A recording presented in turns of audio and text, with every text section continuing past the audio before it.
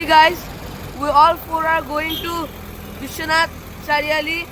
and we are now present in Lokhra and our bus will come in just here. In here our bus will be and we will go for it that and see the surrounding. See. Biswanath চালিয়ে যায় কি উন্নত I am climbing going to the Delhi Bombay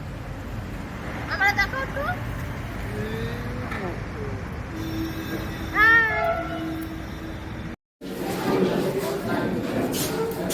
চুচো খায় চুচো খায়